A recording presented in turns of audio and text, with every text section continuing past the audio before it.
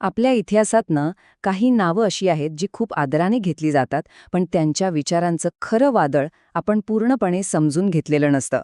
असंच एक नाव म्हणजे गोपाळ गणेश आगरकर. एक असे क्रांतिकारक ज्यांनी राजकीय स्वातंत्र्यापेक्षाही आधी समाजाला आतून बदलण्याचा ध्यास घेतला होता. चला, त्यांच्याच या धाडसी विचारांचा प्रवास आपण जवळून पाहूया. तर मग ह्या सगळ्याच्या मुळाशी जाऊया. हा वाद नेमका होता तरी काय? ही स्लाइड बघा. ही त्या काळातल्या सगळ्यात मोठ्या वैचारिक संघर्षाचं चित्र उभं करते. हा काही फक्त दोन मित्रांमधला वाद नव्हता, तर भारताच्या भविष्याची दिशा नक्की काय असावी यावरचा हा संघर्ष होता. एका बाजूला होते आगरकर, ज्यांना वाटत होतं की समाज सुधारल्याशिवाय खरं स्वातंत्र्य मिळणार नाही, आणि दुसऱ्या बाजूला होते त्यांचेच एकेकाळचे जीवाभावाचे मित्र लोकमान्य टिळक, ज्यांचा आग्रह होता की काहीही करून आधी राजकीय स्वातंत्र्य मिळवायला हवं. याच एका वादामुळे त्या काळातलं वैचारिक विश्व अक्षरशः ढवळून निघालं. पण गंमत अशी आहे की सुरुवातीला हे दोघे कट्टर वैचारिक शत्रू वगैरे काही नव्हते. उलट जीवाभावाचे मित्र होते. आगरकर आणि टिळक, दोन तेजस्वी तरुण, राष्ट्रजागृतीच्या एकाच ध्येयाने एकत्र आले आणि पाहता पाहता ते लोकांच्या मनातलं बोलणारा एक बुलंद आवाज बनले.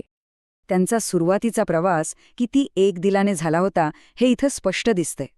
आधी न्यू इंग्लिश स्कूलची स्थापना केली, मग केसरी वृत्तपत्र सुरू केलं. आणि एवढंच नाही तर कोल्हापूर प्रकरणात एकत्र 101 दिवस तुरुंगातही गेले. म्हणजे प्रत्येक पावलावर ते खांद्याला खांदा लावून सोबत होते. त्यांचं ध्येय एकच होतं, लोकांना शिक्षित करणं, जागृत करणं. पण म्हणतात ना, ध्येय एक असलं तरी त्यापर्यंत पोचणारे रस्ते वेगवेगळे असू शकतात. आणि हळूहळू ह्याच रस्त्यांवरून त्यांच्या विचारांमध्ये एक मोठी दरी निर्माण होऊ लागली. एक अशी दरी जी त्यांच्या घट्ट मैत्रीलाही विभागून गेली. आगरकरांचं म्हणणं अगदी सरळ आणि स्पष्ट होतं. त्यांची ठाम भूमिका होती की जोपर्यंत आपला समाज जातीयता, अस्पृश्यता, बालविवाह यांसारख्या रूढींनी आतून पोखरलेला आहे, तोपर्यंत खरं स्वातंत्र्य मिळणं शक्यच नाही. त्यांचं म्हणणं होतं, आधी आपलं घर दुरुस्त करायला हवं, मगच आपण बाहेरच्या शत्रूशी लढू शकतो.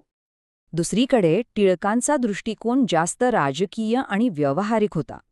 त्यांचं म्हणणं होतं की आता जर आपण सामाजिक सुधारणांवर लक्ष दिलं तर आपलेच सनातनी लोक नाराज होतील आणि ब्रिटिशांविरुद्धची आपली एकजूट तुटेल.